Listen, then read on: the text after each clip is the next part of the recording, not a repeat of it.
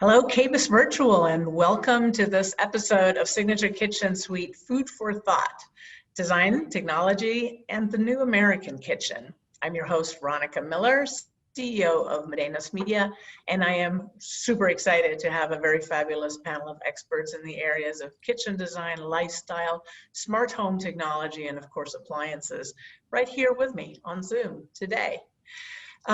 Quick welcome, I'll make the round and then I'll give you guys a chance to introduce yourselves. Smart home tech and lifestyle expert, Carley Knobloch. Ariana Lovato, owner and principal designer of Honeycomb Home Design. Hi, Ariana. Carisha Swanson, market director of House Beautiful, and Donille Perrone, senior marketing manager at Signature Kitchen Suite. Welcome, ladies. If you guys want to just take a quick minute and introduce yourselves to our audiences, starting with you, Carley. Hi, thank you so much for having me. I'm so excited to have this fabulous conversation, timely conversation. I basically try to help a mostly female audience really kind of understand the ever-evolving and changing world of technology.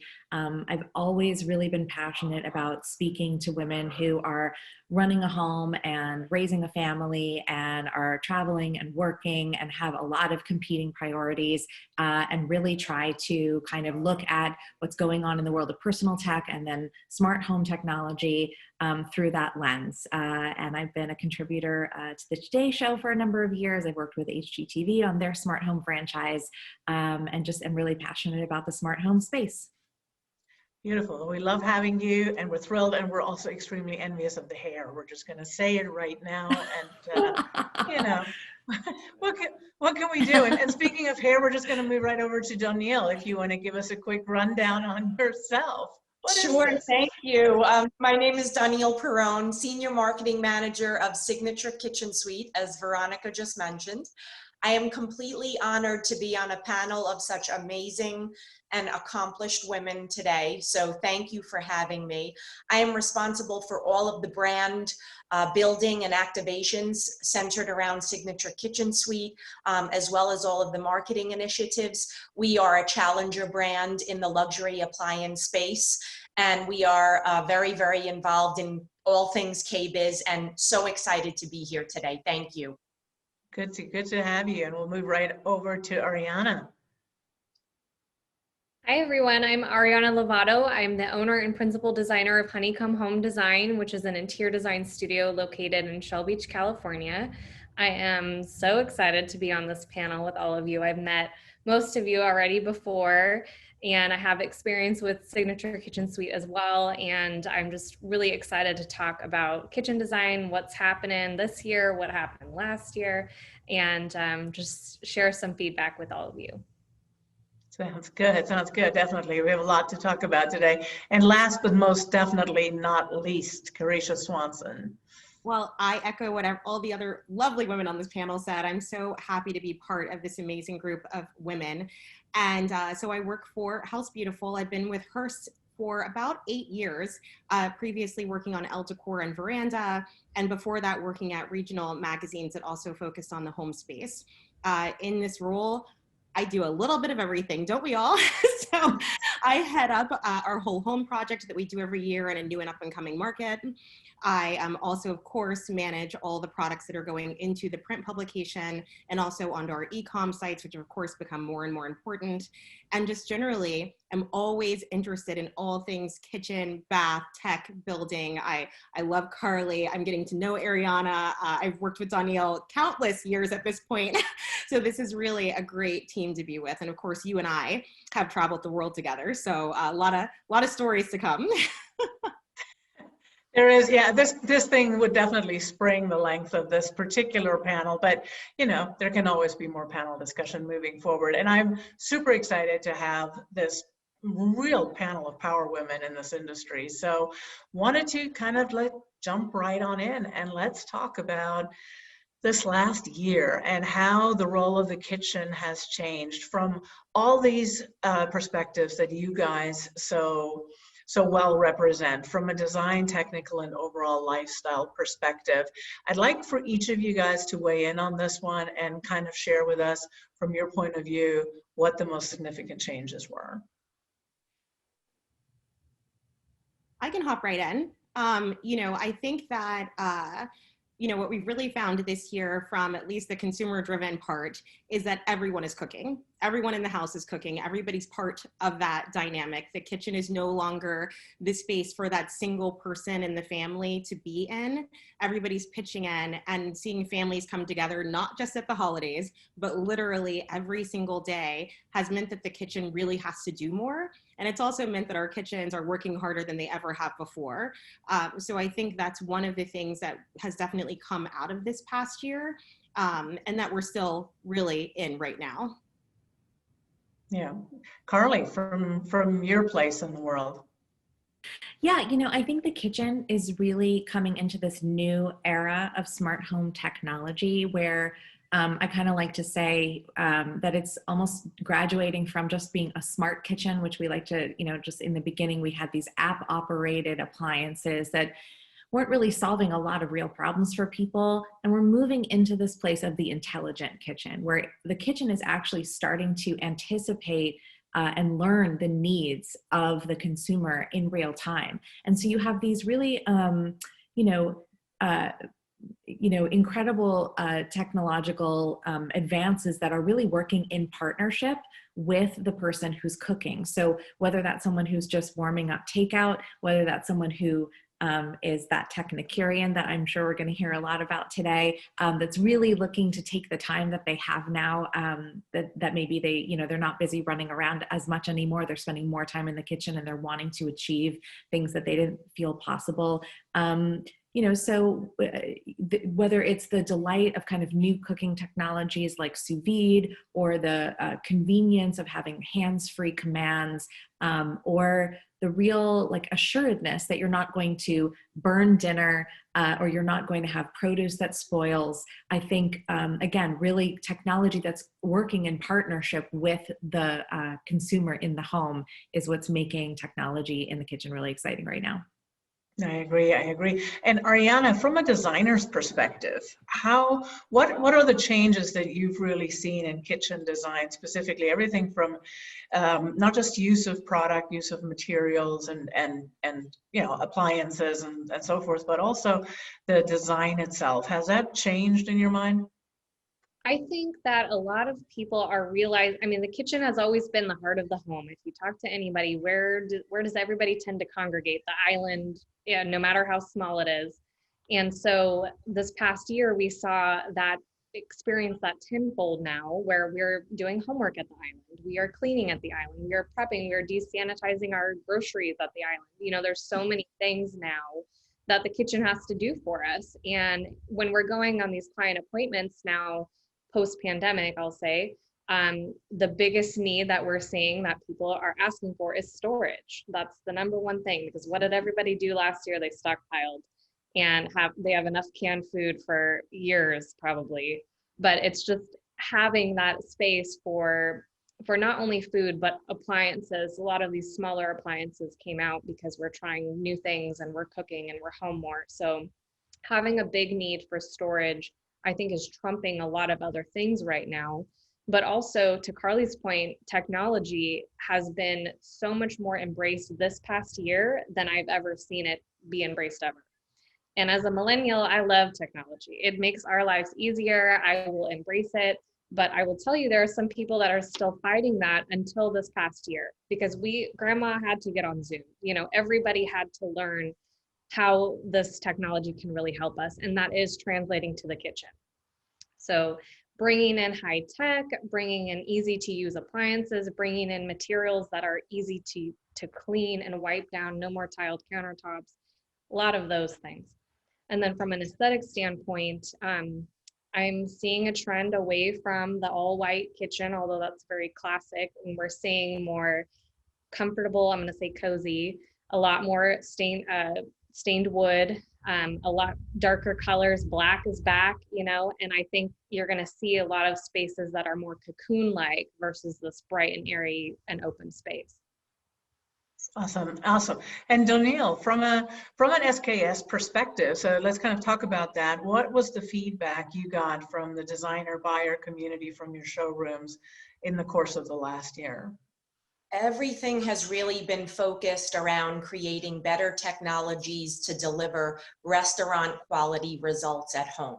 So starting first and foremost with the Signature Kitchen Suite Pro range, which has built-in sous vide, induction, gas, and steam. This is one device that delivers all of the cooking modalities in one unit. It eliminates all of the gadgets that you would normally have across your kitchen countertops. Guilty as charged. So you know, that being our flagship product and the one that speaks the most to incorporating technologies all tied into a very specific purpose would be one. Two, our wine columns with Wine Cave technology and our signature sommelier app. A must-see and a must-do for sure for the wine lovers out there. Certainly technology plays a huge role in that wine world, and of course food preservation as it relates to refrigeration, keeping humidity at just that right level to preserve food and keep it in its best possible form for as long as possible. One of the I love that. And it kind of leads me right into the next question. And guys, if you want to chime in and kind of add something to and then Veronica. come on in. One of the things I love that Donille just said was, like, really when I hear you talking about the range, what I hear is versatility. And I think that's one of the things that people are looking for from their kitchens now. Most people can't afford to order in or eat out every single night. We can't even really eat out depending on where you are. And so when you talk about restaurant quality meals, you got to be able to make a quick breakfast, but you also want to have access to making those meals that you actually crave when you go out, that you're willing to spend that money for. And so I think any appliance that gives us that versatility, I mean, I'm one of those people that did not run out and buy toilet paper. I got 2 cases of wine delivered when I realized that, that like things were happening in the world. I wanted just to make 2? sure. Yeah, wait. But I wanted to be like conservative here. So I think, you know, really knowing that the things that you bring home are going to last, that they're going to be kept the way they need to, because we're still making investments, like spending money at the grocery store, spending money at the wine store. We're still making investments in ourselves and our families. We don't want to open up the fridge and see things have gone bad. We don't want to cook something in our oven and realize it wasn't calibrated correctly or wasn't cooked properly. And I certainly don't want to open any single bottle that I ordered and find that it is not the way it's supposed to taste. So all those things come into play, I think. Yeah, and you just said something very important, and it's the word versatility, right? So kind of thinking about appliances, but also design in general. I think so many things have to do double duty, and the question I was trying to get at is, how do the changes that we've experienced, so we've had this year of not a single change, but a changing process in how we lived. I think there were different phases for different people, how we embraced. I think, you know, maybe one of the first trends really was to kind of think about wellness and health in a big way. We now had to be at home with our family and said, let's make the best of it and make this a really great thing. Then you got really tired of doing that, and you kind of found a different mode. So as we're coming out of kind of our first year of this experience, how have these changes informed the process from a design perspective? That's my question to Ariana, but also in terms of products and technologies. I can chime in about the design perspective. I think, you know, one of the biggest things that I think have changed in our house this past year was having having dual zones and dual workstations. And so even something that I'm trying to encourage clients to is to embrace maybe 2 islands if you have the room, and one island is dedicated to a workstation and kids can do homework and muck that up.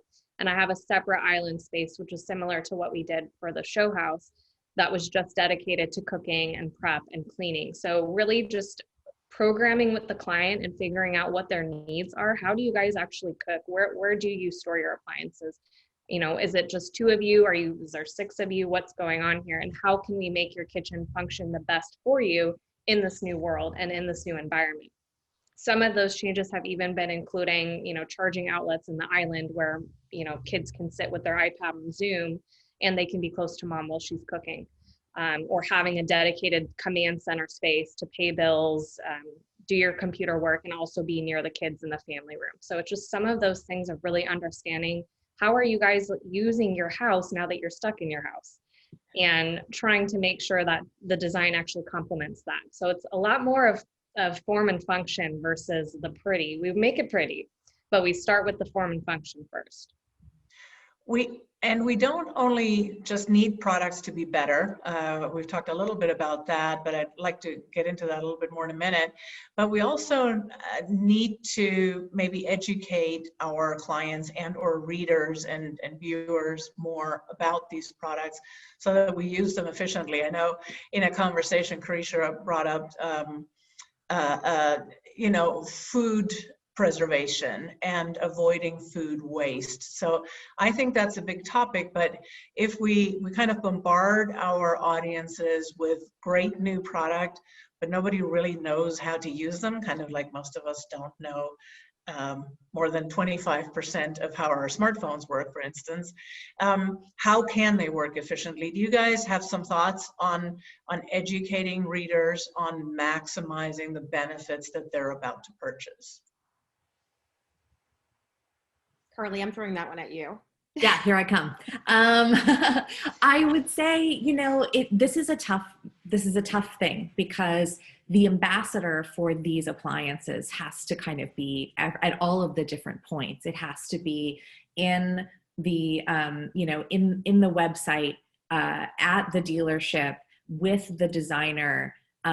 It has to kind of be everywhere because these are new concepts for people, and technology really needs to serve our needs and solve our problems. Otherwise, it's just a nuisance and, quite frankly, expensive and an expense. So I think in the way that whether it's, you know, an easy installation and onboarding process, whether it's a designer that's well-versed in the technology and can really communicate the added value to the consumer when they're choosing appliances. I mean, I think we can all agree, whether you're someone that's heating up a lot of prepared foods or really going at it in the kitchen now post-pandemic, we all are using the kitchen more. Like there is no trophy kitchen anymore, right? Like everyone's in there, and we're cooking and eating at home, obviously more than ever. So it's really just about communicating that value and justifying the expense by really showing consumers how the product is going to, what it's going to make possible in their lives and in their meals and in their family time, and with less waste, as Carisha's pointed out, and with more success with dinner and that pride of serving something extraordinary to the people that we love. So I think, you know, that's really at every point in the process between I don't have this appliance and I've just installed this appliance, there has to be that communication to really, so that people hit the ground running and understand and can really utilize these products. And I think one thing that you said that really struck a chord with me is that tech needs to meet people where they are. I think that's a great phrase. What do you mean by that? And does that apply just to the now or also the future? Yeah, no, I think that's what's so extraordinary about some of these new iterations of these appliances is that they can meet people where they are. So if you are doing a lot of reheating and you just want to make sure that you're not burning things, or that you're keeping the chicken moist even though you're reheating it again and you don't want it to dry out, or you're going all the way to sous vide, or a very you want a crispier crust on your sourdough loaf, and you're trying to just go from a 9 to a 10 with whatever it is that you're cooking. Suddenly you have a a range that is run by a computer that is using sensors and artificial intelligence. And it's not just your eyes and the recipe and the hope that the oven is calibrated and all of those things, but there are so many more pieces of the puzzle that are assisting. You still feel very much in ownership of the process, but you have all of this help that's built in. And that's really exciting. And it's not about a lot of bells and whistles and buttons and dials. It's more, and about apps even. It's just about a sophisticated technology that kind of disappears into the background and allows you to feel like you've done something extraordinary. I love that. I love that. Or just reheat your takeout. Or just reheat the takeout. You know, Veronika just learned how to sous vide, courtesy of Signature Kitchen Suite, and I can't go back ever. I'm sous videing everything. You know, the dogs are scared. So it's a fantastic new direction, and I think a lot of people are going to jump in on that, and we have the time to study that. One other thing in conversation as we were prepping for this panel, Carisha, you brought up a really important point around lifespan of products. You know, I think we used to differentiate pretty clearly between kind of trendy products and more your higher end products, but I think maybe there's a whole new conversation around the quality of products in the kitchen, because now they have to really step up to the plate, right? That's 100% right. I mean, I think we used to look at appliances, and we do still use the word luxury when we think of appliances often, and we're trying to differentiate them from, let's say, big box appliances, right? But the reality is what you're really looking for is for your appliances to do the job that they are supposed to do, right? That's where we are at this point. And so your refrigerator is not about keeping things cool. That's been around for a long time now. It's got to be about making sure that the produce that you buy from wherever you're getting it from has the longest lifespan, that when you freeze food for later, that it doesn't end up with ice crystals and becomes inedible. We just don't have, and nobody wants to waste money. And it's also a time thing. When I hear Carley talk about technology, the thing I think about too when it comes to tech in the kitchen space is it's supposed to give us back time. Right? It's supposed to give us back time to do whatever else we need to do with our lives. And so when I think about how designers communicate this messaging to the end consumer, the person that's really going to be using it, I'm thinking, what is it that's either holding them up from cooking? What's the thing that they love to make that they find frustrating? How is it that they would like to use that? And this is their little step in, right? Like I've always been frustrated making roast chicken. Well, let me tell you how this is going to help it be better, how you're finally going to find success in the kitchen, and how you're not going to have to worry anymore. So all those things, you want the value proposition of a product that is going to do the thing it's supposed to do, which is preserve that food, and then make sure that when you go to cook that food, that it tastes the way it's supposed to, that those nutrients are still there. And you mentioned health and wellness before, and of course you were joking about that before. I was like, health and wellness, isn't everybody baking everything and throwing sugar and flour into everything?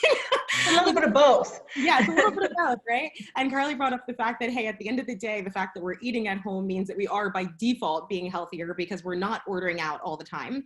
And so all those things play together. But when we go to the grocery store, I want to have to go less often. I don't love being in the grocery store. I think right now a lot of people don't love being in the grocery store. So if I can cut down on my time there by only having to go twice a month versus 4 times a month, or I think Carley, was it you, Carley, that were saying you used to go shopping like all the time? Like not. Yeah, I mean, I used to really shop like a European that has a little tiny fridge. You know, I was at the farmer's market on the weekend, sometimes midweek at a different one. I was, popping into Trader Joe's, getting one bag, riding home on my bike. I mean, I'm sounding like I have some sort of like small, like I'm, usually in my SUV driving around LA, but it's a completely different ball game now. I'm trying to shop once every week, maybe, and trying to even stretch it further than that. Exactly. I mean, I think as we are making investments in our home, but that investment extends to all parts of the house. And the part that has to do the most work, and the part that we're pulling on 18 times a day as we're swinging on the refrigerator door, is the kitchen, is the oven, specifically is the microwave door. All those things. Our faucets are being used more, thank goodness. But all those things play into wanting to make sure that the things you're putting in your kitchen can really do the work for you and will last. Yeah. So now that quality really becomes a necessity, right? Absolutely, absolutely need to have it. So, you know, we've kind of touched on a number of things, on steam, on sous vide. Technology in general in the kitchen is more and more important.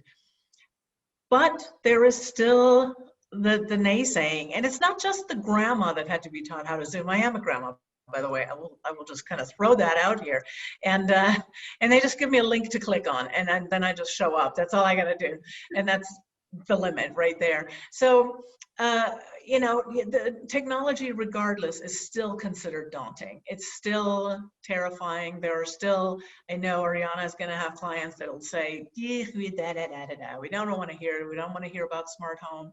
We don't want to hear about connected appliances or all the rest of it. So I mean, maybe Ariana, you can start, but I'd like to hear from all of you guys on how to help readers, audiences, clients, and also consumers, Donille, how you can make that process easier for them and take the fear out of tech. Yeah, so one of the things that we do on one of our initial consultations when we're talking about a kitchen, we'll talk specifically about appliances and what they have now and what's working, what's not working, what do you guys cook most often? And then that's when I can segue into some appliances that I know about, when I know what their objective is. And I use me as a guinea pig because I like tech. I mean, I love tech. I don't like to cook at all. I really don't. I burn everything. It's very hard, but I use my own life experiences here. So like you, Veronica, learning how to sous vide last week, I also learned how to sous vide last week. And that's crazy because I told my mom, look, I sous vide, look at what I made. She's like, what? You made that? So it's just educating them on like, guys, I'm here doing this with you. You know, I'm here, I'm as your designer, as somebody that's specifying product for you. I'm going to do the legwork and the research. I'm going to be here to program this and help you get it in and help you use it. I've had to help clients use their new appliances before, and that's part of the job. That's part of our service. I'm happy to do that because I have to remember that we're doing this every single day. We're learning about new products every single day. They're remodeling their kitchen once or twice in their life. They're not sitting on Consumer Reports looking up appliances every day. So it's our duty as a designer to get that information from our manufacturers, to go to these beautiful showrooms and learn about the appliances. It's our duty to know that and to offer that to our clients. So that's something that we work really hard in learning all of the latest and greatest so that we can give them the best offering possible. Cool. And Carley, in your world, I'm a big follower as of recently of your Instagram, and you have a wonderful way of communicating some of your passion and love for smart home technology. But what are some of the key points that make people kind of come back to your platforms and say, all right, this I can dig, I can get behind what you just said, and maybe I will try this out. Well, thank you so much. And it really comes from a place of sort of passionate enthusiasm. But I always come back to, you know, people say, you know, I don't know how to use tech. I'm miserable with technology. And I think it really does come down to, and this was Ariana's point, what problems are you trying to solve? And are they compelling enough that somebody is motivated to stick with it? So Carisha, you mentioned how quickly an induction burner will boil water. If you are cooking a lot of pasta every week, you're just going to know that pain point so deeply of waiting for a large pot of water to boil. That might be a tipping, you know, spot for you to make the investment. And so it's because, of course, it's not just about making the investment, it's about really learning how to use the product.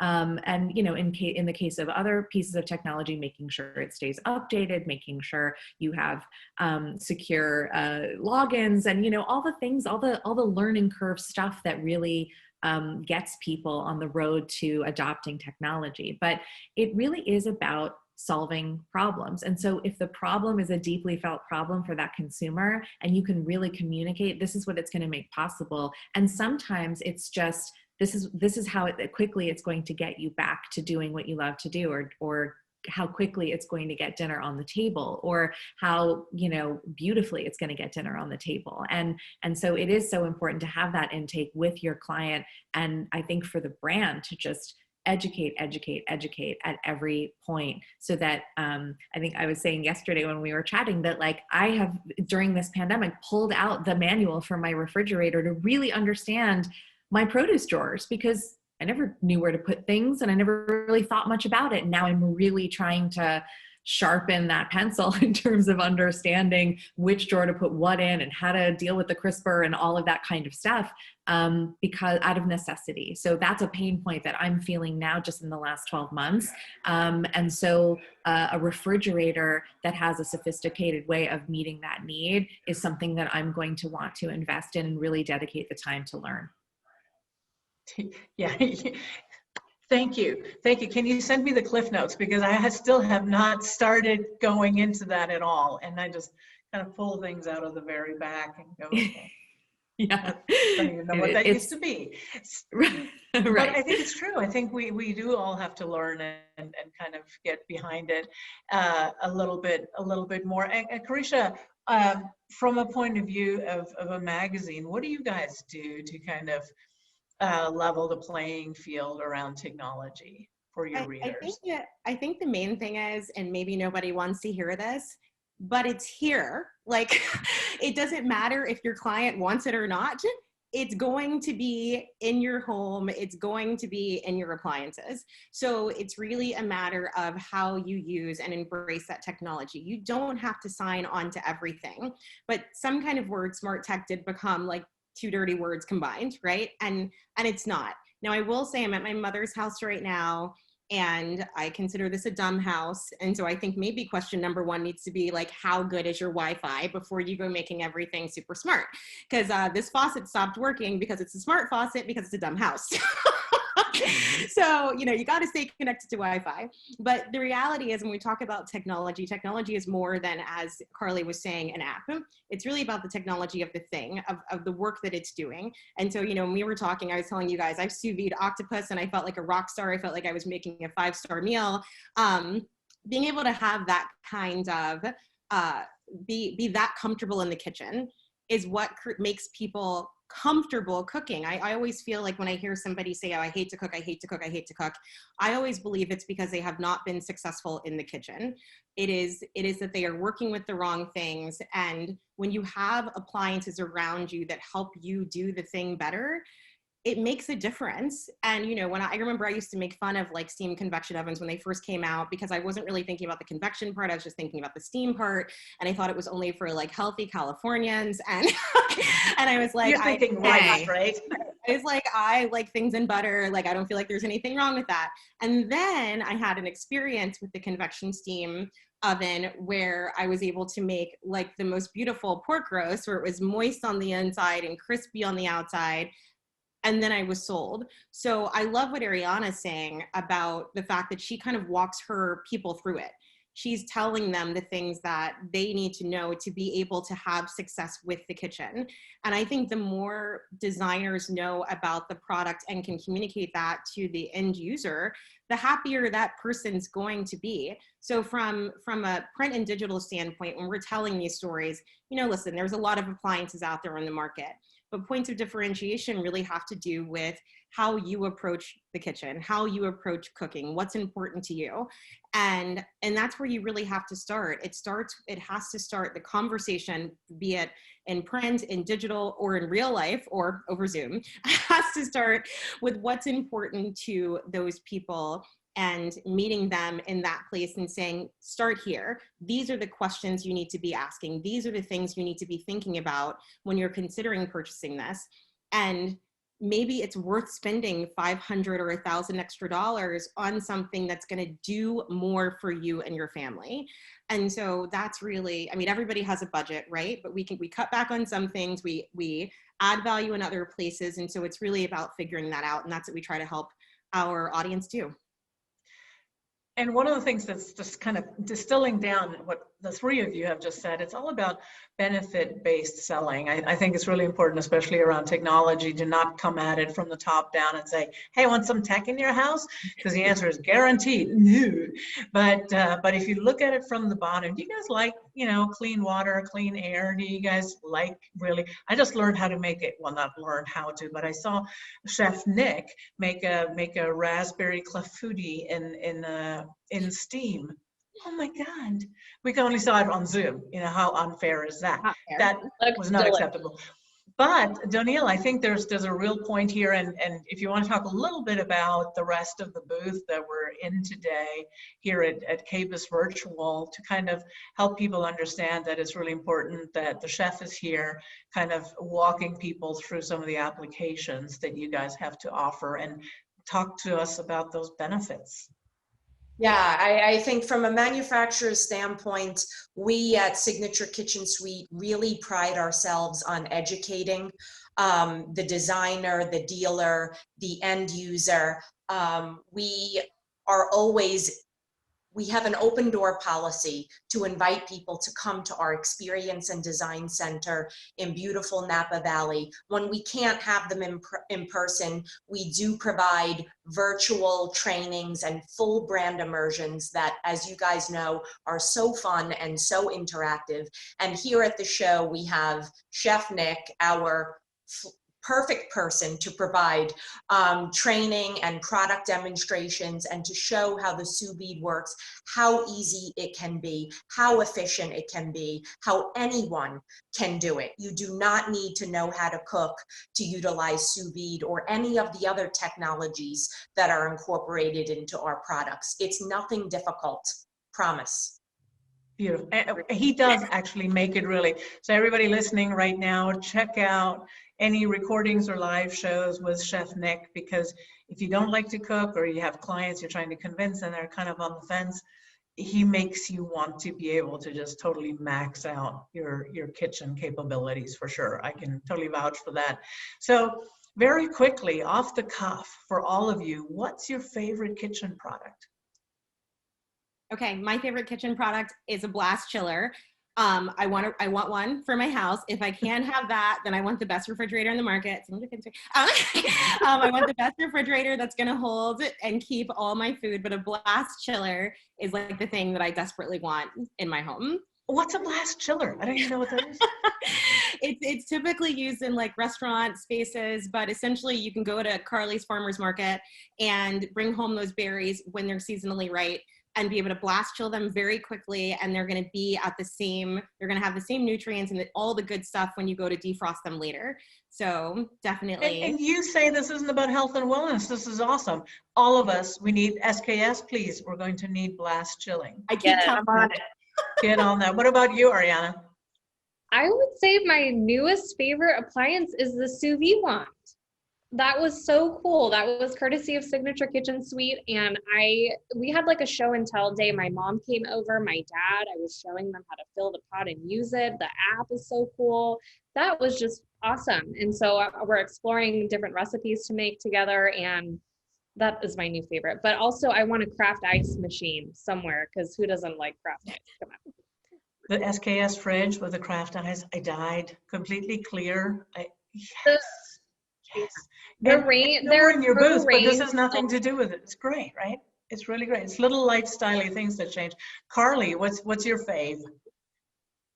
Well, since I'm not a current owner of any SKS appliances, I'll bypass those, though they are quite exciting. I'll say one of the things that I'm really loving right now are a lot of the hygienic technology things, like touchless water faucets for the bathroom, but obviously as well for the kitchen.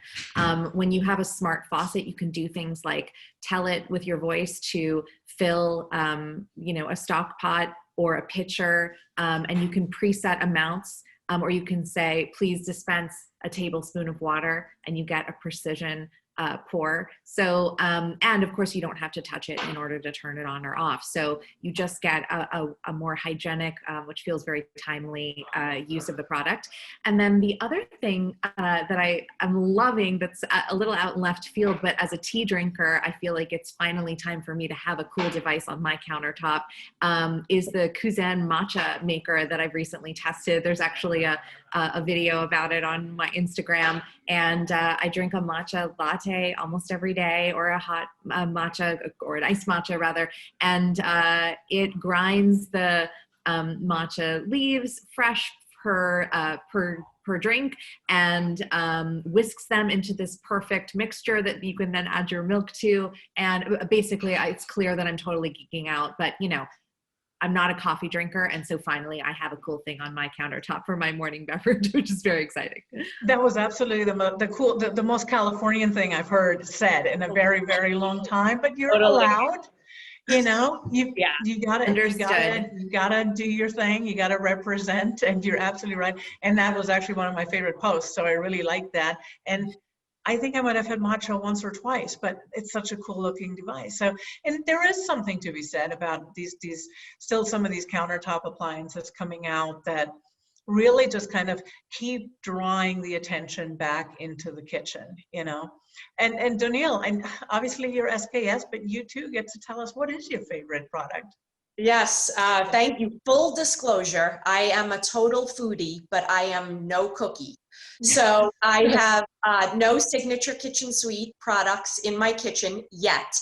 But since we just launched the 36-inch Pro range with built-in sous vide, induction, and gas, and since I have such a small kitchen, I can finally take advantage of all of the incredible features that our flagship 48-inch range had.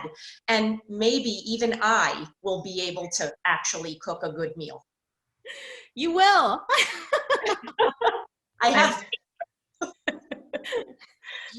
I don't think that there is a maybe even. I think you do just fine. But I do agree, and we saw you live last Friday, you know, watching the SKS team make filet mignon and mashed potatoes together in the sous vide bath, and that was just more than I could handle.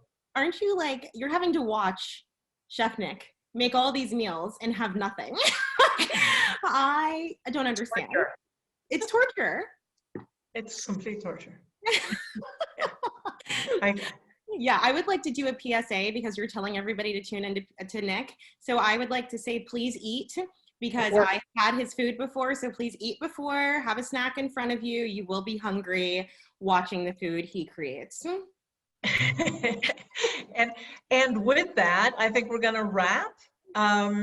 We'd like to thank all of you guys for joining us today. And if you'd like to keep the conversation going, you find all of us on a social media platform near you. Enjoy the rest of the show. Thank you. Thank you. Hey, everyone. Thank you so much for having me. Thank you so much.